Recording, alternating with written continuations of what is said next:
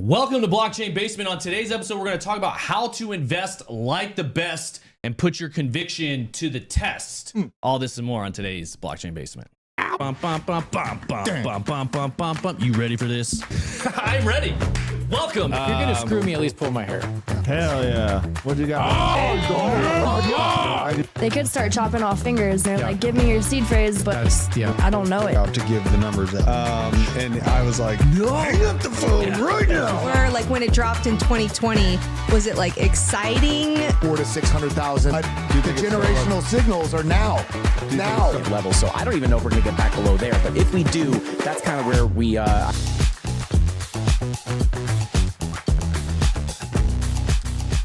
All right, welcome in. We're going to have a really good time today. Austin Grosslock says TJ's dropping it. No, that was actually a DZ original right there. He just gave it to me right before we started. So shout out to him. Gonna have a really good show. We got DZ from Around the Blockchain, Kelly from Bill Ab Academy, the one and only Hannah Hughes. It's not BJ on the board. It's the truth. He's bringing the heat. He's doing some push-ups right beforehand. We're not sure if he was doing pre-workout or something else in the bathroom. We're not really sure, but he's hyped up. He's ready to go. We're all looking for a good time. We got Bitcoin coming in right at 27,000 right now, pretty much flat on the day. I see the chat saying it's ripping. We're pumping. We're up a solid 0.4% in the last hour. But nice to see holding steady. We're going to talk about the volume a little bit more. As we go on, we talked yesterday a lot about the debt ceiling arrangement that was going on. They were voting on that late until the night last night. I know it passed House, I guess, and then it goes somewhere else for somebody else to vote on. It passed the Congress. Congress, it did. Yep. Okay, it passed both. Yep. Okay, perfect. Lots of interesting things in there that we broke down, people jockeying and positioning. But bottom line, printers coming back on. They're going to be spending a lot of money. You have time to position, and this is, in my opinion, one of the best parts of the market to be in. So shout out to all of you guys. Welcome in. We got Manawalk, Austin Grosslack, Barry, Fluffy the Sheep, Donato, Shane Hansen, Bust, Murph, Sinden Love, Jason Morris, LJ, GG, Crimson Caravan Company, Raul San Miguel, Naughty Watts, and many more. All right, that's pretty much everybody I can see right there. So we love all you guys. If you could, while you're in here early, smash that like button. It really helps get the views going, and we really appreciate all of you guys. I know you asked about the Discord yesterday and some timestamps. We have a meeting after this to set up the basement Discord, which will have some fun little stuff for you guys to interact with.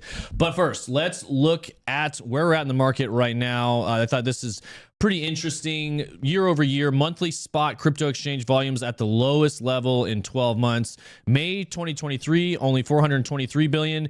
May 2022, it was sitting at 1.4 trillion. So one thing I wanted to note, and this is something I've learned a lot over the years, is the volume really does indicate the interest a lot of times when you're talking about whether it's views on YouTube or just overall interest in crypto. But what I want to point out is right back here, this is the 2017, 2018 bull market, and it was exponential. Really, it started earlier in 2016, but here's where this volume peaked, really January 2018, and then fell all through December 2018. And then we had not too much going on, really low volume. And then you can see the volume absolutely bottom. I mean, this looks boring to you. If then this is what we were just kind of going through. But the most boring part right here, December 2019, you can barely see it on this graph. I mean, it was nothing happening. And what I want to, and we're starting to approach levels like that now. This is the 2021 run up. What's funny, it played out December 22.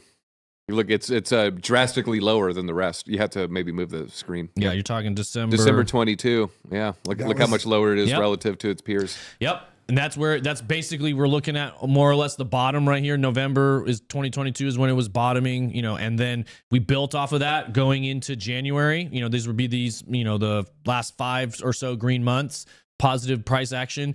But we've been holding steady in this same price range. We're falling right back now. And if you look similarly, bottom 2018, there was a little bit of volume, really sideways through 2019. Small build, like that's what DZ was just talking about, beginning of 2019. So here's the bottom right here.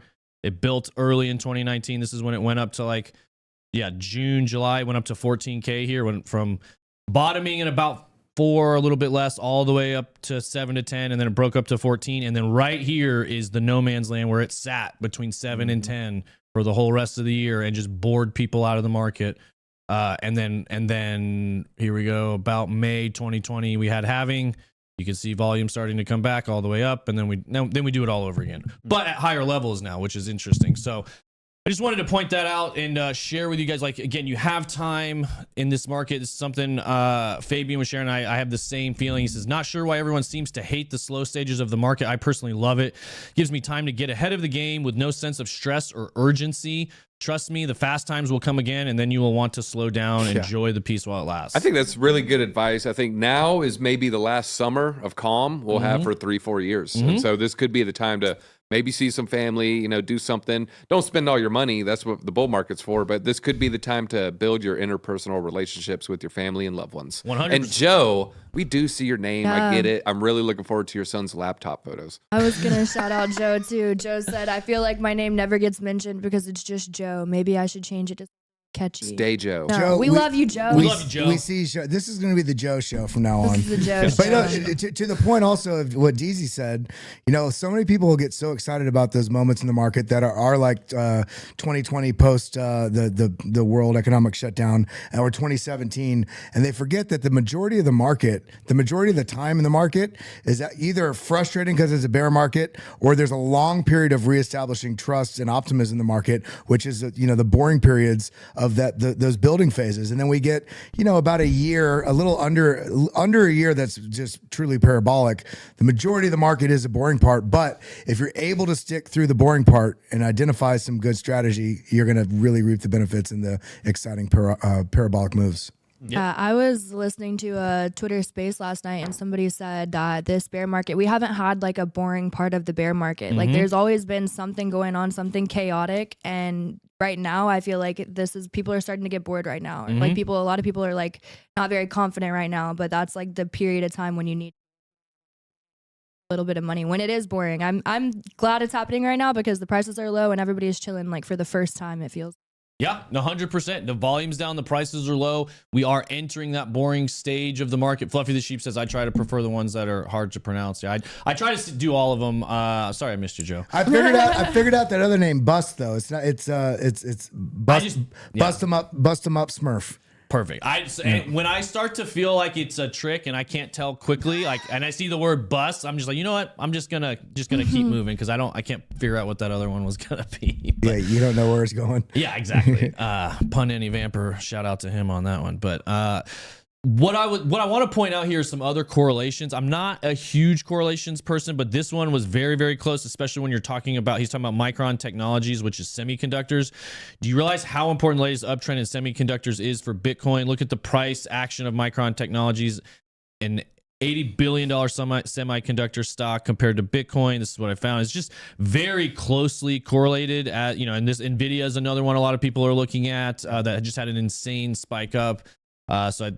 This was just interesting to me. I like to look at, share some of this stuff. He said, I explored the significance of this relationship in the latest edition of Cubic Analytics. That's his newsletter. Highly recommend you guys check that out. That's Caleb Franz in there. And this was another interesting math because if you look at Ethereum kind of from a VC perspective, somebody broke down the math where if you look at NVIDIA's market cap has a 1 trillion, it's basically a $1 trillion market cap with a PE of 214. What? 214 is just really, really high. 214. Yeah, it's insanely high. It's insanely high, even relative to the 2000 bubble. Yeah, it's high for that metric. It's insane. P/E is the price per share divided by earnings per share, more or less. So like what the shares producing per the amount of shares that are out there. So that's at this 214, Ethereum would be priced at $7,200.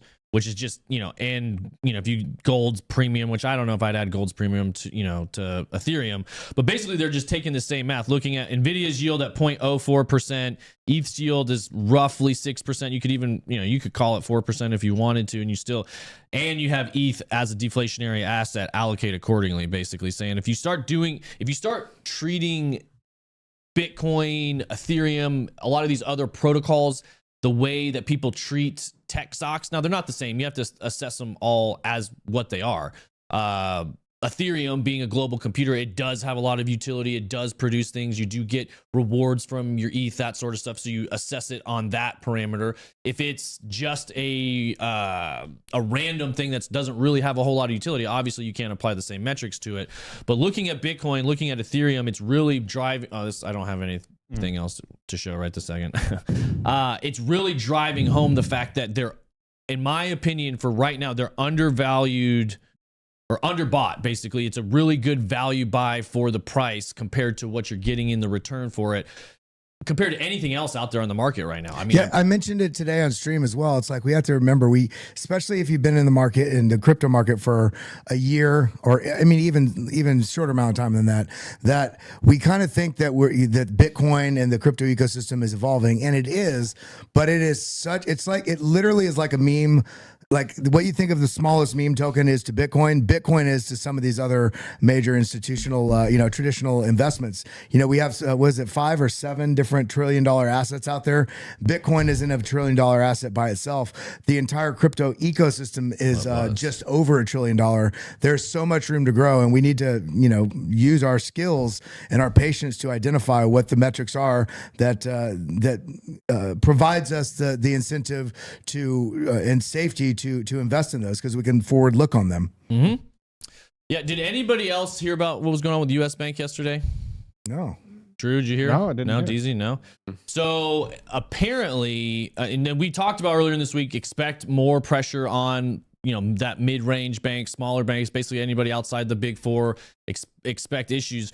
Well, yesterday, U.S. Bank just had a 2.5-hour nationwide outage where no customers could spend any money or do any banking. He said, I went into a local branch. Tellers were literally laughing about it. I asked what happened. The response was, honestly, we don't know. So F the banks, buy Bitcoin. Just another, I'm going to play this so you guys can hear it real quick if you want to get the audio ready, Drew. There's not much video, but it's just a whole nother example of the banking system is failing. Bitcoin seems to be the only way out. I shared this. I said, short the banks, long Bitcoin. So here's this clip. It's pretty short. You were nationwide for the last 2 hours? Yeah, pretty much. We just came on like about 15 minutes ago. So those last 2 hours that I was trapped at the gas station, couldn't spend any of my money with you guys, that's just every customer had that? Yeah. That's why your Twitter's blowing up? Yeah. Yeah. That's awesome. Yeah. So that's all. That's all they really had to say. No real repercussion or no real recourse. That's the word I was looking for any of these customers. And it's a scary feeling to feel like all of these banks are just teetering on the edge. Let me ask you guys, like, say you had a decent amount of money. I think most of us in here probably have a lot of our stuff in crypto, or at least spread around. But would there be anybody that would feel safe having their money in a small or regional bank at this point? No, but I'm also wondering, just maybe this is just my sort of preparedness. I'm wondering why the guy didn't have another card he could have used. Well, yeah.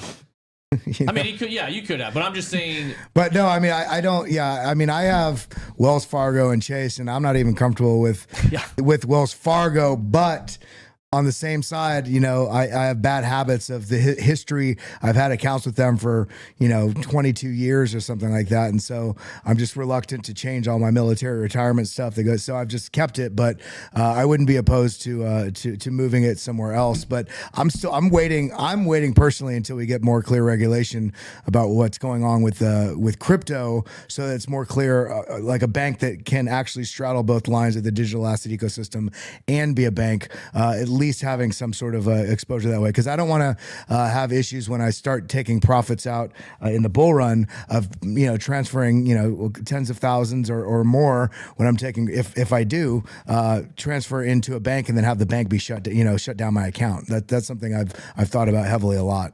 Yeah. John Jones says U.S. Bank isn't a small bank. Yeah, I just mean outside the top four. I think I said medium size, but they also just allowed them to take over a smaller regional bank, which just closed yesterday. And that's what's scary to me, is the fragility of the current financial system right now. It's never, I don't think, ever been more apparent to the public, where not only people here in the US, whether you're talking global trade, whether you're talking retail customers being fearful, it's not necessarily a bank run. We've talked a lot on the show about a bank walk that's been happening where people just slowly withdrawing their deposits and moving them other places over time.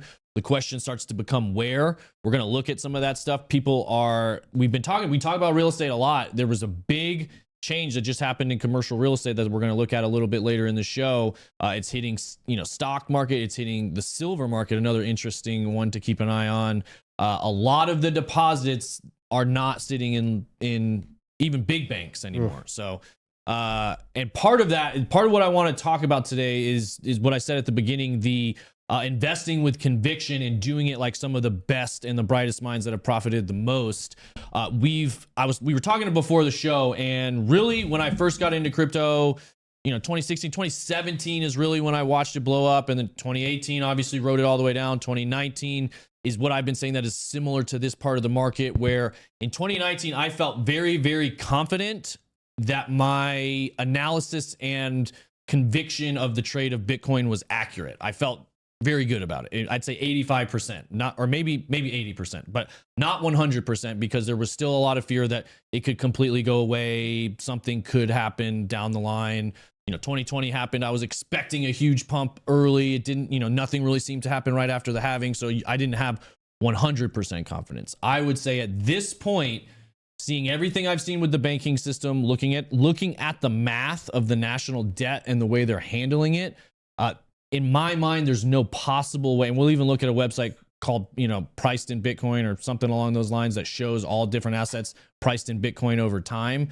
In my mind, Bitcoin is the clear trade for today for anybody. And so for myself, I've kind of reignited my own conviction to treat it like that. Treat it like the best trade of my lifetime, and really pile in when I feel like this is the best possible time. It's before regulation gets cleared up. It's before nation states start really running.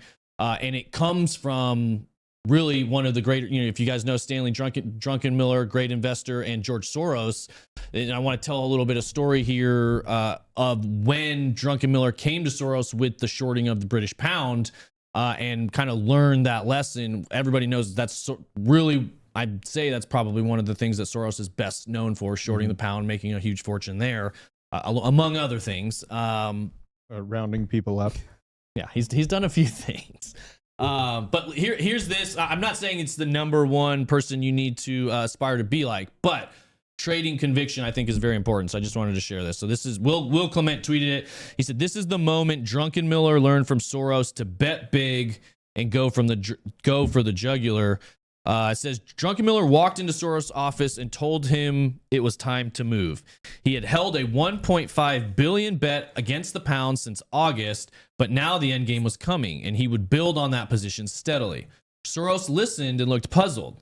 "It doesn't make sense to me," he objected. And Druckenmiller, confused as well, said, "What do you mean?"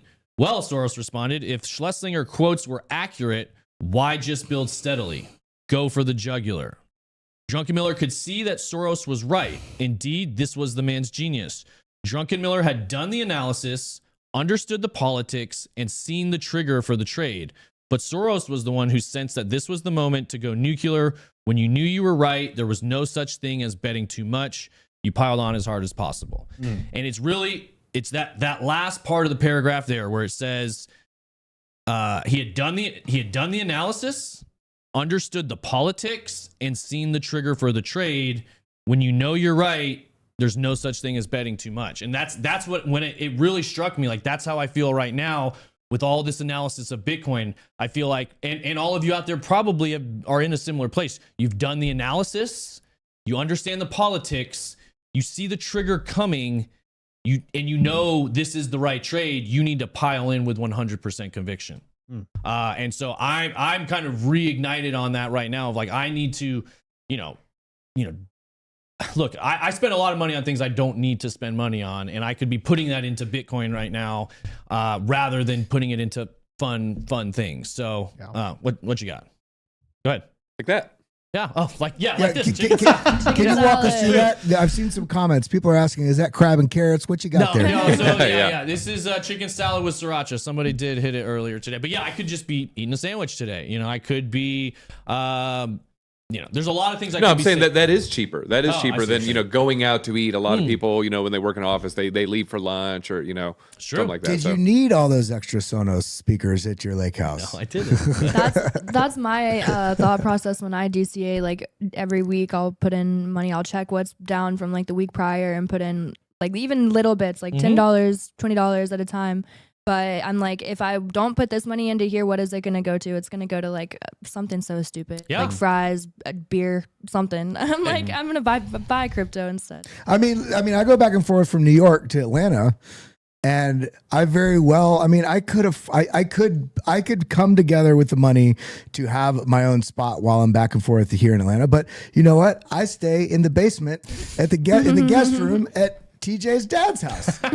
You know why? Because you got to let go of some of your ego desires for the moment so you can fuel life needs and life goals in the future. Yeah. And to be fair, I'm not saying like, look, everybody, you need to live a life the way you want to live life. I'm not trying to tell you what to do. I'm just saying I'm feeling a reignited conviction here. And if you can delay gratification for 2 more years, I think this is going to be, you're really set up for the best trade of your lifetime, in my opinion. Now, that doesn't mean to go outside of your risk management and go and mortgage your house and do something that puts you in a position where if something were to happen that but the capital that you do have available, ask yourself, is it better served, going to a movie and out to eat 6 times in the week, or can you go out once in the month or twice in the month and reallocate it and then go out to thousands of movies later? There you go. Is this why you said I shouldn't see The Little Mermaid past weekend? I wanted you to go with me. Oh, okay. I'm so excited.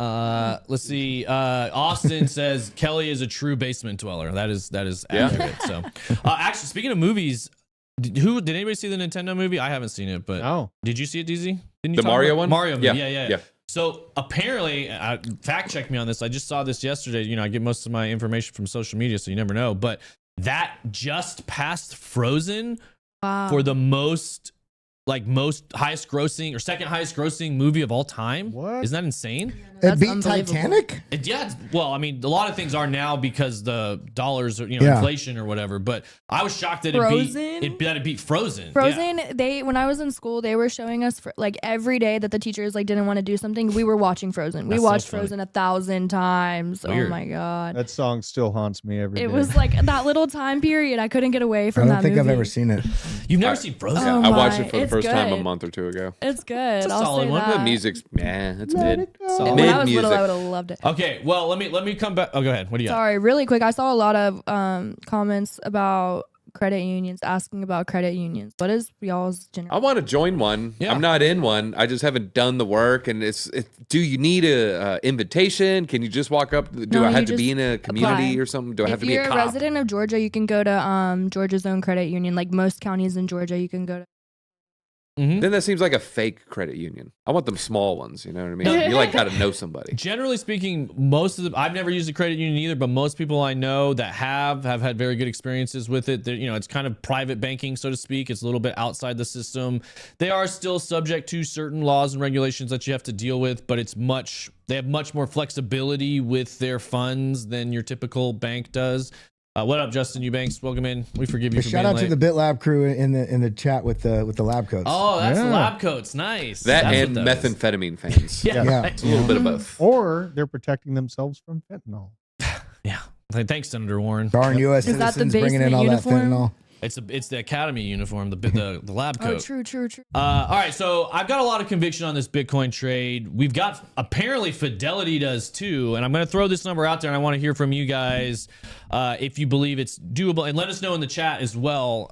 It's in the title. So one Bitcoin may be worth $1 billion $1 billion by 2038, says Fidelity.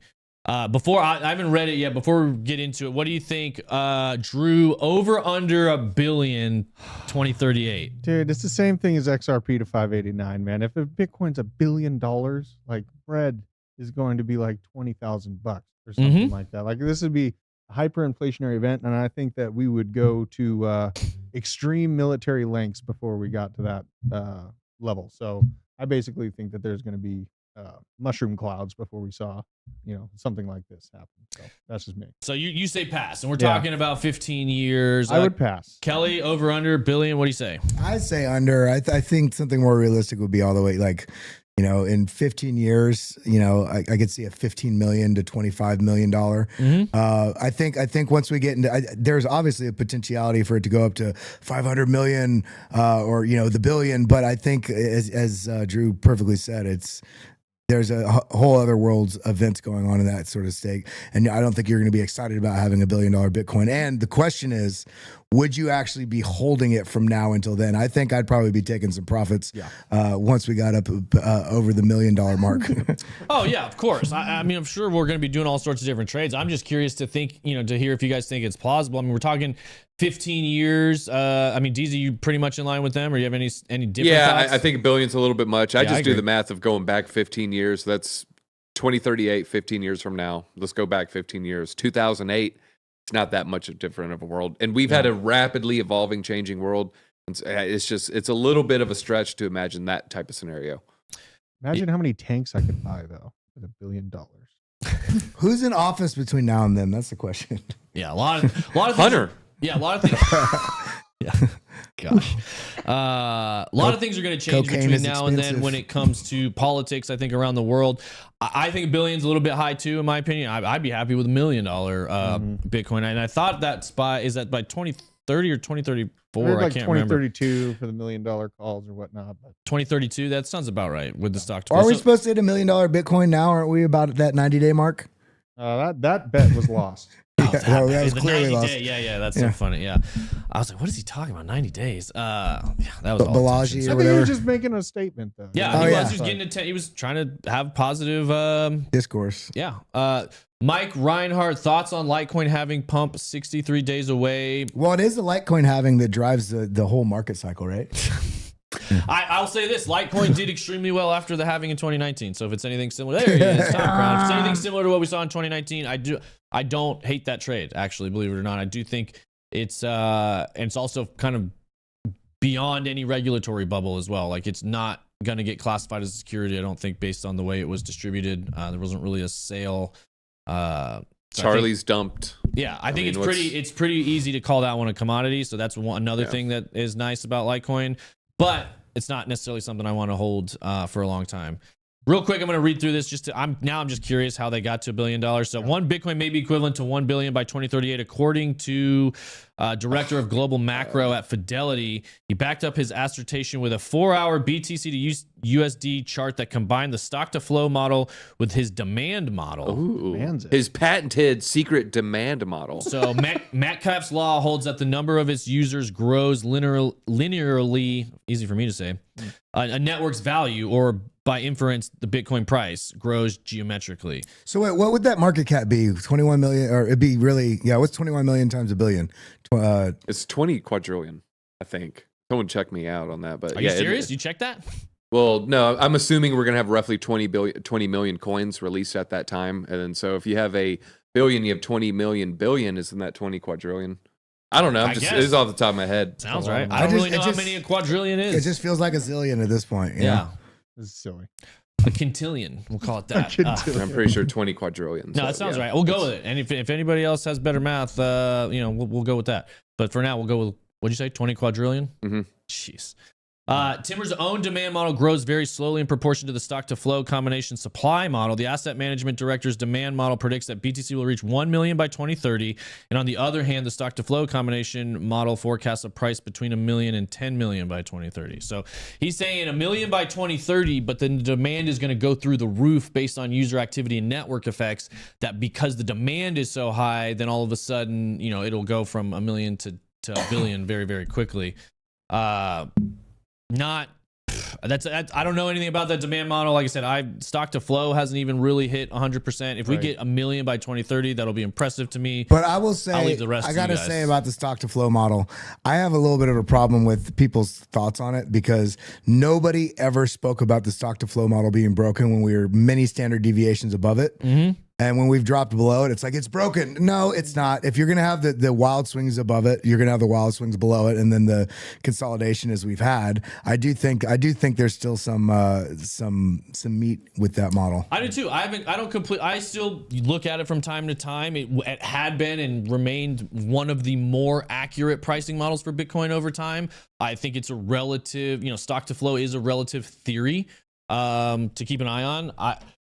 A lot of people have a hard time thinking about $1 million Bitcoin by 2030 just based on the fact that we haven't even hit 100K. And it really, I think the last cycle diminishing returns really slowed a lot of people's expectations on the long term. I think you've got a lot of people calling for just 100K for the new all-time high, which again would shock me if that's what we see through 2025. People haven't really wrapped their heads around the fact that that Bitcoin, how different it is from any other asset out there because of the fixed supply.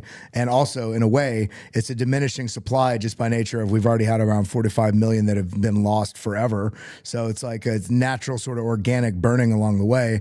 And we cannot fathom it going to $1 million a coin. It's really hard for somebody, especially not in Bitcoin, because they don't even understand that it's not like inflationary USD or stocks that can be issued for debt or, all these sorts of things. It's really its own sort of psychological bubble in that regard. Mm-hmm. Yeah, because there's definitely a disconnect. And, once we're all involved in crypto, we start talking about why Bitcoin's important. And I remember talking to my aunt and uncle about this a couple years ago. And then very early, I said, the U.S. government has a monopoly on violence because they're asking what gives the power to the U.S. dollar. Yeah. Their eyes glazed over. They just kind of checked out of the conversation. And, you got to find this way to communicate to people.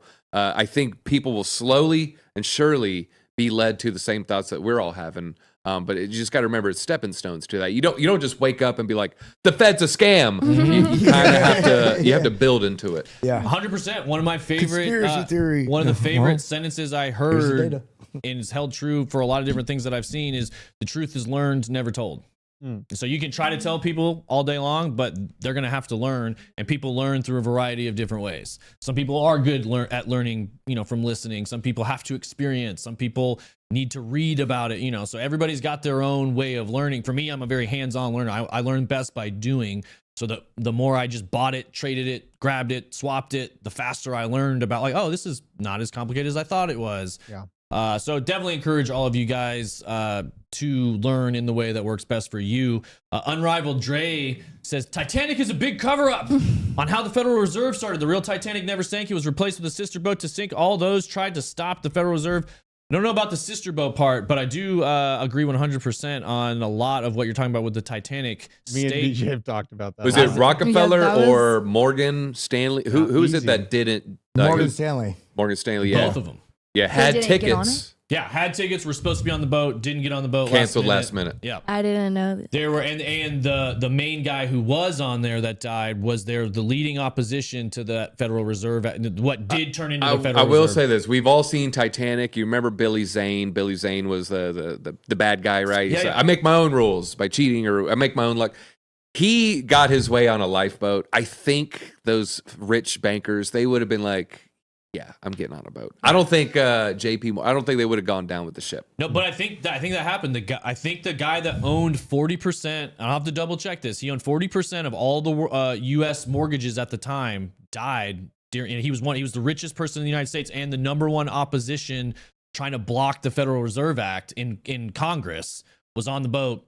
Died, didn't come back. Well, he had morals, so he was like, well, I'm a man, I'm gonna go down with the ship, I'm gonna let the women and children go. But those evil bankers, they're snakes. Yeah, stay tuned though, just might be a blockchain bunker episode. Oh my god, soon. me and BJ are gonna have to do this now. Yeah, you have to. We were talking about it just the other day. It's a really good one.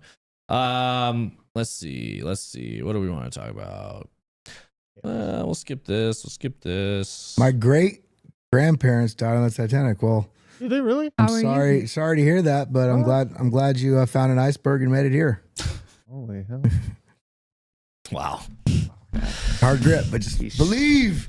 All right. Speaking of painful things, U.S. national debt per citizen 10 years ago, 52K. Today, about 95K. Where do we go from here? So we're just, again, layering more and more debt onto our citizens. What is happening? There was a comment that we read. I'll just say gosh. that. You guys, the basement's special, guys. Oh, they really BG, the creature from Jekyll Island, great read. they're Love really it. transcending the comments Read here. that in Theo Vaughn's voice. Y'all know Theo Vaughn? Yeah, can you do a Hell Theo yeah, Vaughn dude. impression? I Funny. can't do it, Theo. Which I which can't. which one?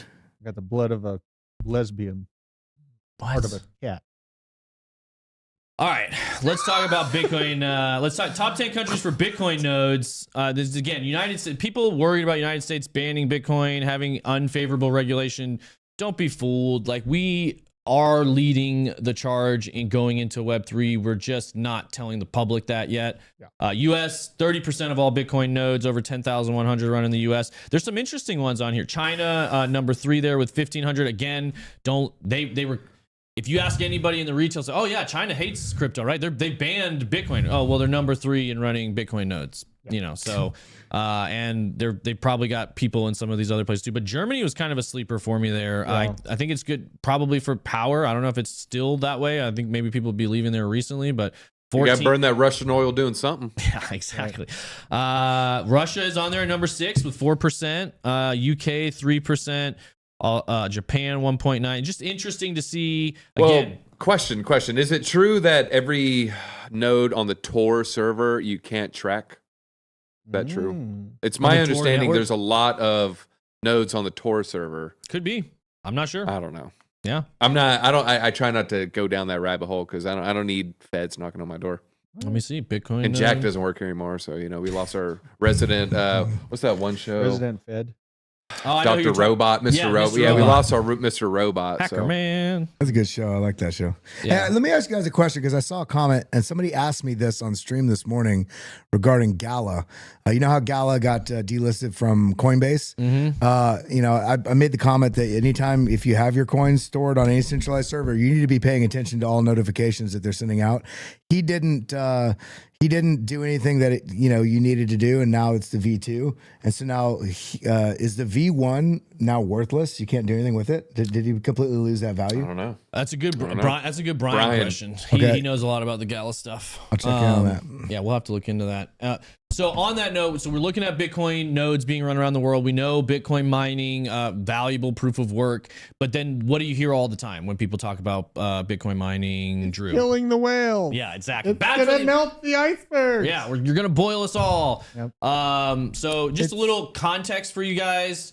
Dan Held tweeted this one out. Anyone worried about Bitcoin's energy consumption is just full of it. If they actually cared, you'd see them criticize some of the top consumers of energy. They pick Bitcoin's energy consumption because they hate Bitcoin. So here you go, global energy consumption, and that's where Bitcoin fits into that. So they act like Bitcoin is absolutely destroying everything when it's a teeny, sure, there's some much larger slices of that pie. I guarantee you go put the banking system, US banking system in there, the fiat system, how much energy is used to move dollars, to print dollars, to power all of these banking retail branches. If you could put just JP Morgan in there, and it would probably be a dramatically larger piece of the pie than what Bitcoin's doing. Not to mention when you're converting energy into Bitcoin is essentially what you're doing. You're trapping and saving that energy, right? And converting it to a monetary value. And so you're literally you're in a way you're saving energy because you're using energy to create the value, and then that value is transactable forever unless you lose it. But at that point, you're still making all other coins more valuable by deflationary mechanism. Whereas anything else, you produce oil, yes, it's bad for the environment, but then it's also bad for the environment again when you're burning oil in a car. So everything else produced on Earth uses more energy in theory than Bitcoin does, because at least you're using it only to make something that then storing that energy forever. So I'm curious what that energy consumption is going to be once the last Bitcoin is mined, and then the mining difficulty probably will come down a bit in the hash rate. But so I don't know. Michael Saylor. Thermodynamically sound. Restoring energy, and it's granite. I don't know. I have many thoughts on this. I do think that graphic, I would want it. I'm going to challenge somebody in the community, maybe, someone to hit network. We should do a graphic where you have Bitcoin's equivalent of energy, and then you have, say, dryers, right? Washing machines, dryers. Yeah, and it is things, equal yeah. to 8 Bitcoins. And then the graphic should be a polar bear on a shrinking ice cap. And so we have like, Bitcoin's just one polar bear. But man, if you look at banking, it's 7 polar bears, and then maybe do something fun with that. I like it. That's good. Welcome in, Crypto Stevo. He says, I wish I was as cool as DZ. Don't we all? Part of why I wanted to bring this up is there's another video clip here I'm going to play that Elon Musk tweeted talking about I think he calls it mind control of central media.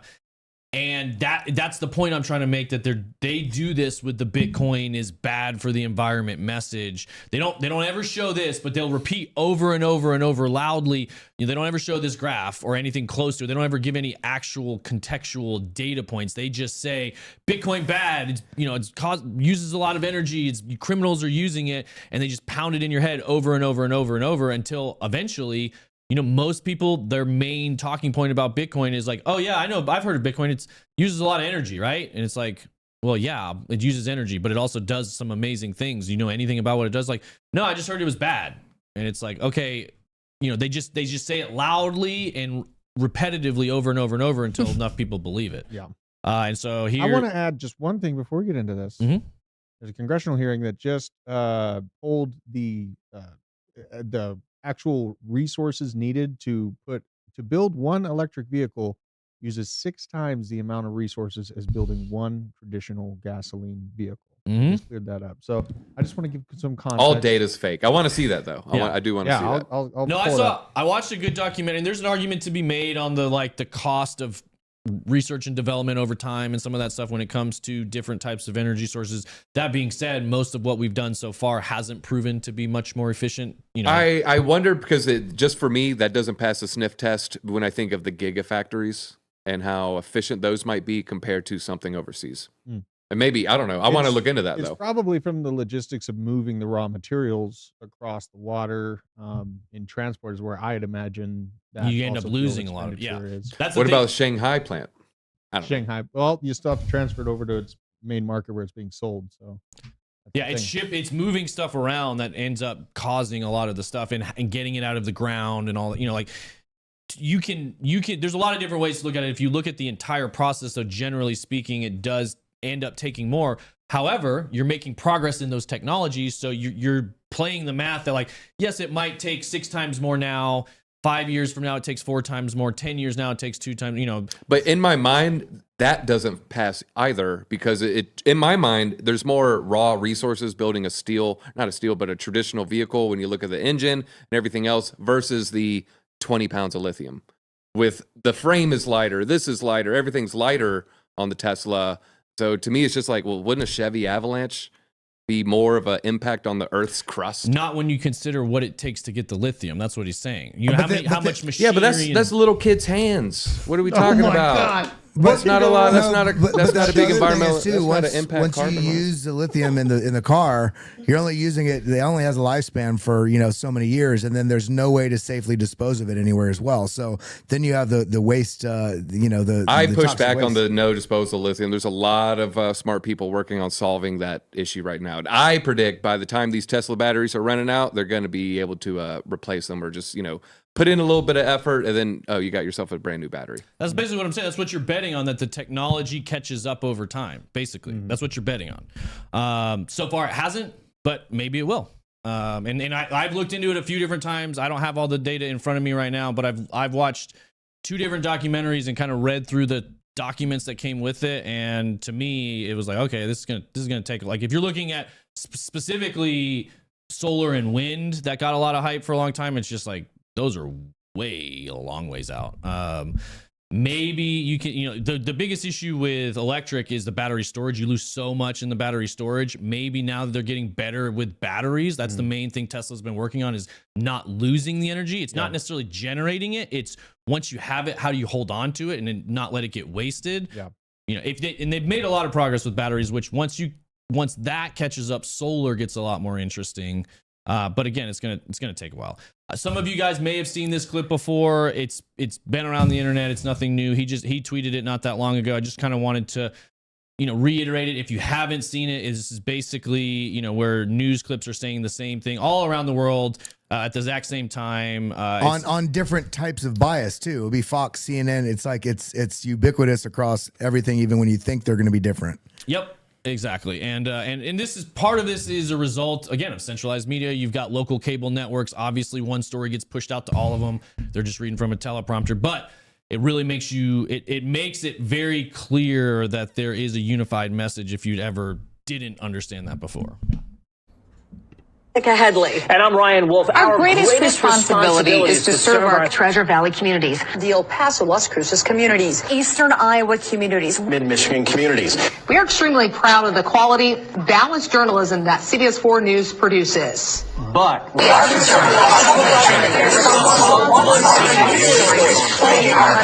Plaguing our country. The sharing of biased and false news has become all too common on social media. More alarming, some media outlets publish these same fake stories without checking facts first. The sharing of biased and false news has become all too common on social media. More alarming, some media outlets publish these same fake stories without checking facts first. Unfortunately, some members of the media use their platforms to push their own personal bias and agenda to control exactly what people think, and this is extremely dangerous to our democracy. this is extremely dangerous to our democracy. This is extremely dangerous to our democracy. This is extremely dangerous to our democracy. This is extremely dangerous to our democracy. This is extremely dangerous to our democracy. This is extremely dangerous to our democracy. This is extremely dangerous to our democracy. I think you get it. It keeps going on there. Are we supposed to have a free press? Isn't that one of the tenets of our Constitution? Yeah, well, it was free. Somebody bought it. Yeah. Yeah. There you go. Incidentally, the person who bought it was in our story. Oh, yeah, that was we weird. talked about him earlier in the show. I can't connect those dots because we'll probably disappear. Well, Hey. go ahead. I do want to say something just because I have a very fragile ego and I was attacked by someone earlier with exclamation points. Lithium extraction is primarily done via salt brine evaporation.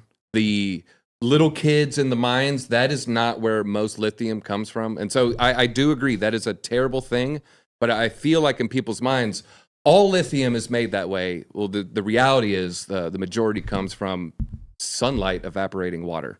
There you go. Crypto Steve says existential threat was repeated by all news channels many times. Yeah, what's interesting to me is what they're saying isn't necessarily untrue, right? People on social media, yes, maybe they share information without checking all the facts, and obviously their personal bias is part of what they're sharing. What they're not doing is making it very obvious, like all news has that exact same bias. The owner of these news networks, their bias does show up in the stuff that comes out, and all major, pretty much since the beginning of time, once you get to a certain level of wealth in the world, once you get to that billionaire status, you're looking for some type of media property to help you continue the path that you're on. It's interesting to me that Elon Musk went to Twitter and Jeff Bezos went to like something like the Washington Post. I think Elon Musk is much more on trend with the direction that media is heading right now, and having something in his portfolio like Twitter as a media outreach far more valuable than something like the Washington Post, which I think maybe Bezos has exited that position at this point. I can't remember. I think that had a lot more to do with getting political power within Washington than actually a media outlet. But it's interesting. They're saying, having a controlled message in media is extremely dangerous. However, that's exactly what they're doing. And they're trying to convince you, if you go look for information on your own, if you don't rely on this central source of information, then that's a threat to everything you know and love. They always use fear to scare you. It's sad to see. Hopefully it can remain that way on social media, but obviously there's a lot of controlled stuff there as well. I just thought that was worth pointing out for the time being. I think we already covered this. Everybody's in debt. That ain't looking good. The media thing, I just want to say, like, there's so much power if you repeat the same message like 70 times, I think it is, to someone, it becomes true. In their minds, yeah. And just seeing what the Associated Press was able to pull off with flu season, and then something that we thought was unimaginable for people to do, churches not congregate and all that stuff, became normal. And now we're back to the other side. And, they've just controlled the whole narrative the whole time, and people have already forgotten the winter of unvaccinated deaths. It is. Yeah. I'm still owed, by the way. Yeah, it's true. I mean, looking back on what just happened over the last few years, seeing, I read a thing the other day now, World Health Organization came out with a statement saying anybody who's pregnant should not be taking these vaccines because it could, harm the baby. Obviously, but they were telling you the exact opposite of that during 2020, and they were pushing it. And it baffles me how much conviction they convinced everybody that 2 or 3 years later they're just putting out these little statements. Oh, we were wrong about this. Oh yeah, we realized that wasn't true. This wasn't true. But they used the media to accomplish the goal that they needed, which in my mind was printing an exorbitant amount of money. And that's where we're at right now. I want to touch on this before we wrap up, because this is something we talk about a decent amount on this show, which is real estate, specifically commercial real estate. I've seen an interesting turn here recently. It's something I've been watching for a while. It's kind of been going this way, that way. It's been hard to predict. Retail, residential, I'm still not sure about, but this is interesting. Wall Street investors have officially abandoned the housing market, with Redfin reporting a colossal. Redfin's a pretty big real estate company. 49% crash in investor purchases in Q1 of 2023. This is the biggest annual decline on record, even bigger than the drop that occurred in 2004 or 2005 before the last crash. Question. I just came up with a DZ original thought here. Throw that chart back up. Mm-hmm. So you see that brief spike. What did we see a brief spike of BlackRock buying homes for? What were they doing with these homes? Renting them, right? Airbnb, renting. Yep. And so before, and maybe I'm wrong. I feel like in 2010, you have a bank, they buy a house. What do they do with it? They probably sell it at a higher price, right?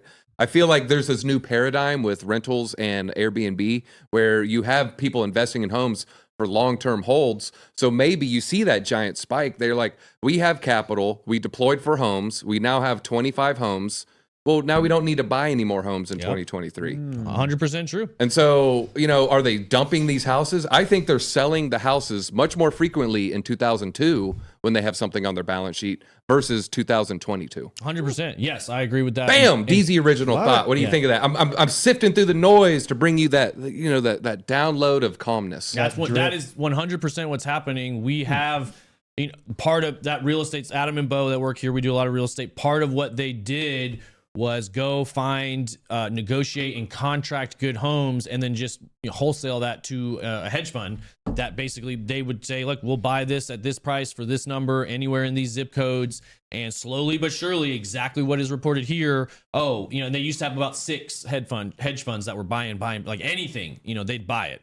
That hit these certain parameters, and then this one dropped off, this one just stopped buying, this one just and very similarly by the beginning of 2023 they were down to 1 hedge fund that was still buying, and I imagine by now they've probably stopped. So it's very interesting. Obviously there was a big drop here, and this is 2020 Q1. Obviously everybody's staying home, nobody knew what was going on, didn't know if you're going to be able Is it over? Yeah, are we done? It was Drew, right? Yeah, exactly. And then boom, everything got bought. And what's fascinating is this is the run up of the US dollar printing that happened right here. And so what happened was, as all these people that already had assets became extremely cash rich with all these new dollars that their dollars were becoming less and less useful. So they were able to convert that profit from other assets into other long-term, real, physical assets like real estate. To DZ's point, they're not planning on selling them anytime soon. We're seeing big money going stronger and stronger into land, gold, and potentially Bitcoin. We're seeing it, trickle in. This is the beginning of the path of you will rent, you will own nothing and be happy. The pricing out individual homeowners, it's just starting to happen hand over fist. There's a couple more that go with this. I think the immigration surge is going to help a lot of this stuff. I think we're going to get some people building houses. This was something I thought of. I was talking to my aunt and uncle about this. When I was, I graduated 2002. I'm a little bit older, folks. I'm almost 40. I'll be 39 next month. Looking good. I remember, and maybe you remember, and some of the older people at home remember, I remember kids in my high school, when they would drop out of high school, they went and they worked construction. Mm-hmm. Today, when I think of a kid, he's watching TikTok, he just said, Mom, I'm not going to school anymore. 11th grade was it for me. Do you see that kid working construction today? Not even. Hell Okay, no. okay, wait. Okay, all right. We have actual youth. Ooh, Some let's of hear it. my good friends in Knoxville, like they dropped. One of them went to college for soccer, got hurt, dropped out of college. He's doing construction. He's doing well. Another one But they dropped made out of it high into school. college. Is doing construction. No, he. No, but he just another dropped one. out of high school. There's and another one. doing He dropped construction. out, and he's also doing construction now. They're I feel doing like pretty that's good. just a little bit more rare than generally Yeah. than it was 20 years ago. Well, what's hold on? Well, let's finish Also, where's another one. Where's the thought going? Let's finish. Well, the thought. so kids my age, they remember being outside at 8 years old, 13 years old. I feel like you have a kid today, he's never really spent, 8 hours outside every day for an entire summer. And then you take him outside to the construction site. He's like, whoa, I'm going back inside and playing Fortnite. I can't do this. Can't be in the Mom, elements. So what do you think? What'd you do sending me here? My hands hurt. So what do you think? So what are they doing? Playing video games and leeching off the ever dying boomer class. So you're saying the young person of today is much less motivated to and I stand feel on like their own. someone 20 years ago, 19 years old, they're a high school dropout.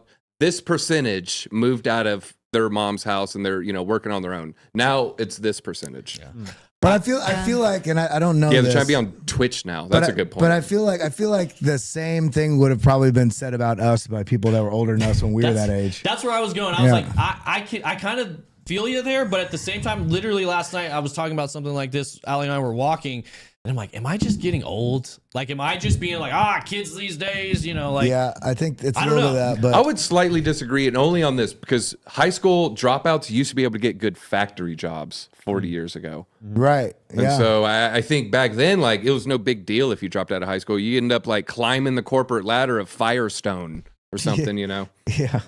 I spent 10 years in headhunting, and majority was that in construction.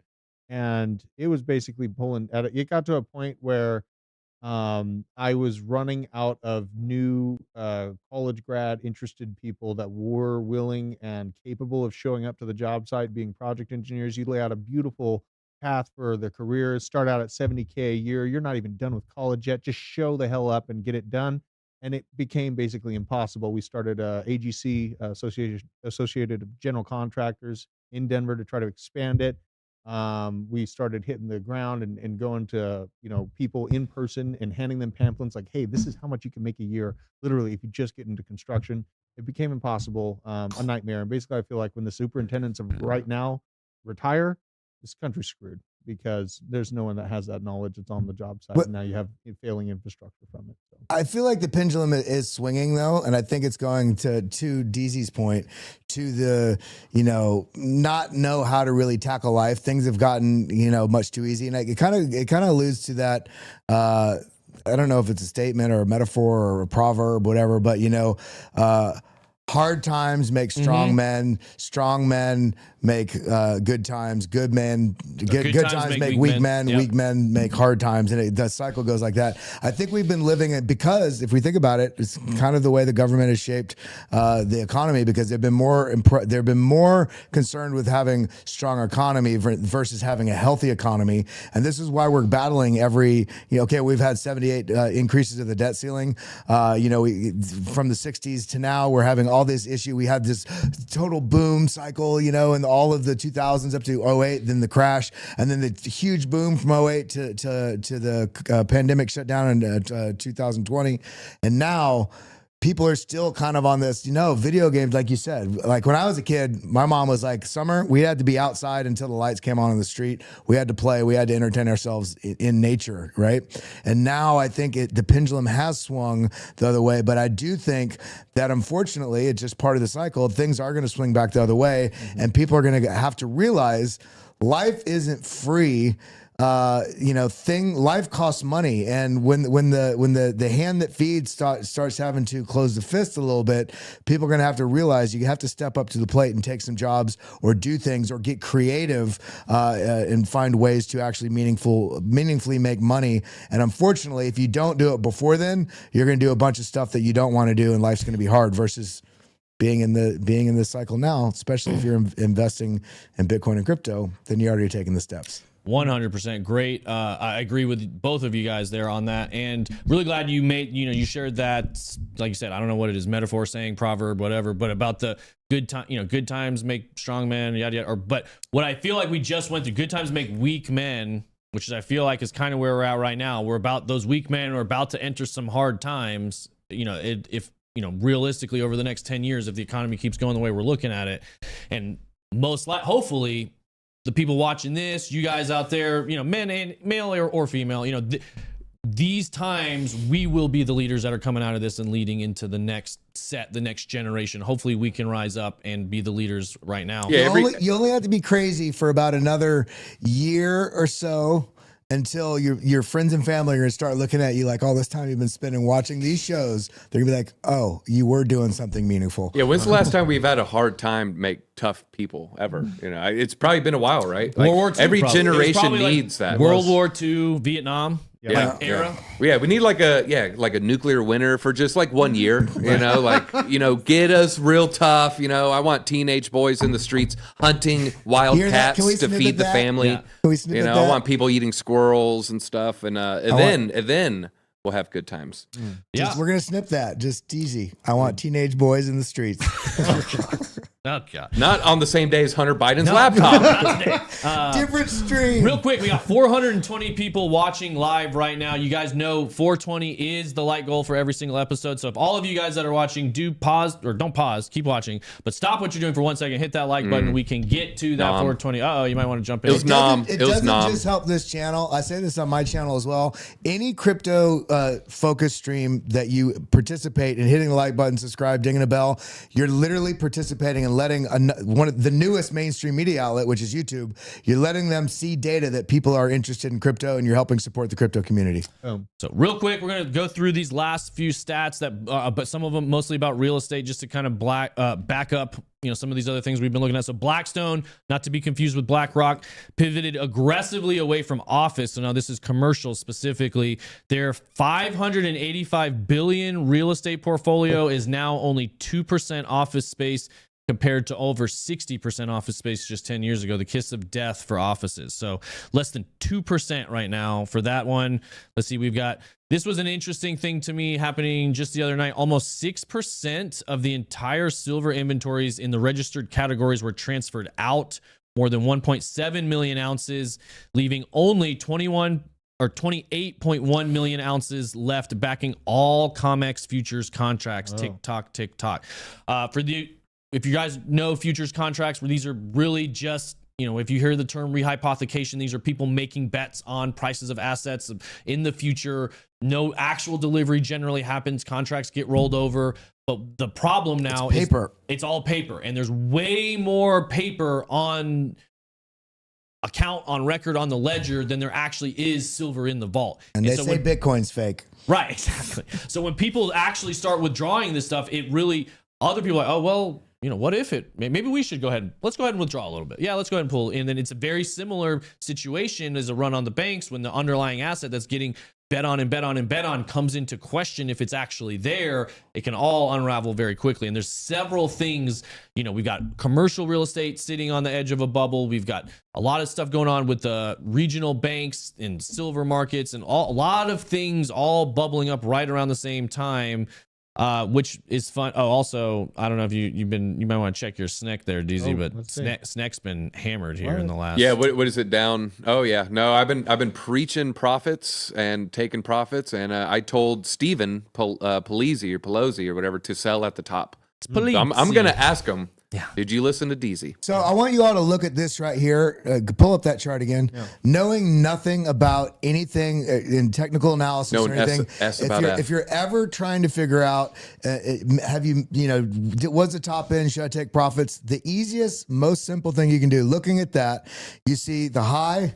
I can't see it. The high and the high, right? The first two highs, and then when you see the first lower low, the second you have a retrace on that, that's where you can get out. That's the easiest way. If you feel talking about right here. No, the next one down because you get a lower low. Right there. Because you got the low and then you got the retrace up, you're out. Yeah. Because you already established you have a lower low. So one now low, you're getting a lower high and then low. boom, Yeah. out. Same thing happened in 64K peak. We had a rounding top, then we had the lower low, retrace up. That was your exit. Did you not get 64? That's fine. But if you got out at 55 or 58 or even 40, you still would have been able to more than double your holdings, going down to the bottom. So just be more consistently aware of what's happening with price action. Before you dive into indicators, look at price action. It tells you the story of momentum, and momentum lets you know which way the ebb is flowing. Can you hit the 30-day chart? We told you guys at NFT Alpha, we gave you a buyer's guide, literally how to buy this, I think, 25 days ago. Yeah, here's the 1 month. Yeah. So you're talking right here. Or I thought it was 3 weeks ago. When I checked the YouTube thing, I thought it said 3 weeks. Maybe it said 2 weeks. Either way, yeah, I've been dumping. I've been dumping 10% every single day. They crushed it. Yeah. It was in the JPEG Junkie DZ Trades Discord. They got the first dibs. There you go. Shout out to the junkies. All right. This was just an interesting resource I wanted to share with you guys. Over the past 5 years, fiat currencies, precious metals, bond markets, consumer goods, commodities, and most equity markets are down 50 to 75% against Bitcoin. Just a fun little website where everything's priced. It's called pricedinbitcoin21.com, and you can see, fiat currencies priced in Bitcoin. You can, obviously the day, the week, month, year, obviously you go back 5 years, almost everything, like he's saying, is going to be down 50 to 75%, whether you're talking dollar, crude oil, gold, S&P 500, new house, fiat currencies. Obviously it's outperforming all of those by a margin of 70. Man, look at this. It's beating Turkish lira. Yeah, Turkish lira lost 20% overnight just recently. Not well. Precious metals, even gold, silver, platinum, palladium, up 60%. I knew palladium was good. Yeah. Energy, so it's just fun to look at this when it's priced in Bitcoin rather than dollars. Maybe we'll do another I'm all in on pyrite, man. All in on what? Pyrite. Fake gold. Fool's gold. They'll save this for Drew tomorrow. That's an interesting thing, This one last video, shout out to Mark Moss, friend of the channel, somebody we've known in this space for a long time, does really good content. Actually, if you guys are a subscriber to this channel and you're not a subscriber to Mark Moss, definitely go check out Mark Moss on YouTube. If you like this type of content, the type of stuff he does is very similar. He does a really good job. High production quality, also well researched. I'm going to play this here in just a second. Let's see. Information. Huh, I guess because I'm not logged in, I can't. All right, I'm just going to unmute it and then start it over. You ready? Yep. Oh, credit score. Where are you going? I refreshed it. You have to unmute it again. Pronouns in your emails, you're better credit than if you don't. SEC Chair Gary Gensler's testimony in front of Congress, he seemingly revealed that social credit scoring is pretty much already being used. As a matter of fact, I want you hear it directly from his mouth. So let's play the clip so that you can hear it for yourself. Look, right now you can sweep the data up from your automobile driving. It's called telematics. You can sweep up your social media usage and sort of based upon that, decide how to underwrite and make a loan. There's research, actually, interesting research that shows that if you capitalize your letters or pronouns in your emails, you're better credit than if you don't. Giving it away a little bit. And if you charge your phone every night, you're better credit. All right, so did you hear that? So he literally said, I'm giving this away a little bit here. They're talking about giving better loans to people who who use proper punctuation in their emails or who charge their phone every single night, because there's research showing that they're going to be a more they're going to have better credit. That's the definition of going toward, and using people's social media comments, usage, sayings. They're moving directly towards social credit scoring in the United States. And we've talked about it in theory. We know, we've got some kind of credit system that's used for loans, but it's I think even yesterday we were talking about it's exclusive to financial stuff. It doesn't really touch social, and we've talked about the ESG stuff a little bit. But he's already talking about they're already doing this. They're already sweeping location information, data information, email information, social information, and compiling a profile on you and deciding if you should be allowed to continue with what you're trying to do or not based on their assessment of you. It's absolutely terrifying that this is that far along. And, you know, he just said it in front of Congress. Thoughts? Anybody? I have a lot. I was just gonna say, even the fact people don't realize this, with this idea of like personal privacy and all these, you know, people be outraged about their personal privacy. Meanwhile, they are being exploited. Meanwhile, they're posting about it on social media. So it's like all of us are participating in letting our privacy go already, just by the nature of how our culture is intertwined with the digital means. But also the fact people don't even realize that just charging your phone, there's data out there that's being scraped on whether you're charging, or everything you do is monitored now. So that's just something we all need to be aware of. Hannah, what'd you have? It's just scary because he sounded like so excited. Like he looks like he's like lit up talking about this. But like my university, I have said this multiple times, but I swear they were saying stuff in like my junior year, like my intro to management courses and intro to marketing. They were saying stuff about like a one world, like universal currency. And I had never seen anything like this before. So I started getting freaked out. Like I went down the rabbit hole because of school. Like it kind of like initiated a lot of my like what got me into crypto and like my research. But they were talking about that, and they were talking about like social credit score. Like they would make references to it, and it got me like so freaked out. And then I started realizing y'all are talking about it too, and like all the worlds collided. And I was like, this is like a real thing. It's not just like something that's going on in my head. It's like I'm getting it from somewhere. So yeah, that's very scary. CBDCs, biometrics, social credit score. There was a comment BG said he turn your Bluetooth off. Yeah, turn your Bluetooth off, which at one point I was doing that. I was like turning off my microphone, turning off my location. I was like, everybody turn off your location on all apps. They don't need that information about you, but it's not realistic because if you want to use those apps, you have to turn on the location. So like at the end of the day, I was like, it's a dead end. Like I'm going to use it. I'm going to use it, and there's nothing I can do about it. And also everybody that's out here speaking out against it, and Ben, like especially if you have a big audience, like that's brave. Like you've made the choice, like which side you're on at that point. You can outwardly dissent. Yeah. I'm gonna get it. But like it is all public, and they are collecting it, and it's scary. Yeah, it's not fun to think about the future and the motives and incentives of the people out there collecting this. Did you have something you wanted to add on that too, DZ? Well, I was gonna say, yeah, it is going to happen. The CBDCs, the control, the social credit, it's all going to happen. So it's like this is all the more reason to make sure we get good candidates who are pro crypto. And so when they go to replace a Gary Gensler, it's not with a Gary Gensler with a different mask. It's it's like RFK appointed somebody, DeSantis appointed somebody, someone who's openly and vocally spoken out against CBDCs. But a couple things, two things, Joe. I take back everything I ever said bad about. Yeah, I think we're going to see a lot of that. But then on the other end, you have companies not hiring people who put he, she, they. So that's going to be interesting to see how that plays out. Other thing, I don't know. I don't even have anything to say. All that's going to happen. It is going to happen. It's going to happen. We need to accept that and then strategize off that assumption. Not we must stop this forever. No, let's operate on the assumption it will happen. So let's get our team and in control of the ball. Yeah, I like it. I mean, there's only so much you can stop, so you have to learn to play within the rules that are around you and create your own advantages for yourself and those around you and your family and your teammates, kind of to what he was saying. I'm less likely to hire someone if they charge their phone at night for certain positions. Some positions is probably good. Accounting department, Tim's assistant, you want that. Yeah. Sales, working next to the sales guy, you don't want that. You want the guy who's partying last night because you don't want the stiff, boring guy, who's doing some creative. I'll tell you this, though. Sales guys always charge their phone at night. Sales guy's phone is never dead. Oh, that's true. Yeah, they charge it everywhere. They're charging it at the McDonald's. Yeah, they've got two battery packs with them. They actually have a second phone. Straight up.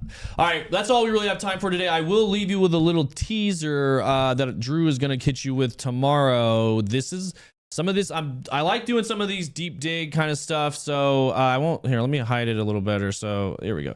Coinbase Ventures, guys. If you're not looking at what the big dogs are doing, then you're probably not doing it right. So Coinbase Ventures is a gem finder. They found Compound in 2020 or in 2018, OpenSea in 2018, Synthetics in 2020, Uniswap in 2020. let's look at 4 companies they added to their portfolio this month. So that I'm not going to tell you which ones they are. I'm not going to tell you where to find this tweet. I'll leave this up for Drew to cover with you guys tomorrow. A couple interesting projects in there within similar niches that we've covered on this channel before. I think one of them's in the derivative, self-custody derivative exchange niche, which I still think is going to be really, really big into the next cycle. So that's all we have time for today. As always, we love all of you guys. John Jones, Mr. B, Fluffy the Sheep, Doyle Reich, Manawak, Austin, Groxlax, BG, Crimson Caravan Company, Danny Carney, Mike Bennett, Sack Nasty 86, Dago G Fairies, Uncle Tinfoil, Sack Nasty 86, Barry, Hardfork Crypto, SAS Finance, Joe, and everybody else. We really appreciate all you guys. If you could smash the like button on the way out, buy some Bitcoin, change the world. We love you guys. Support the current thing. Peace.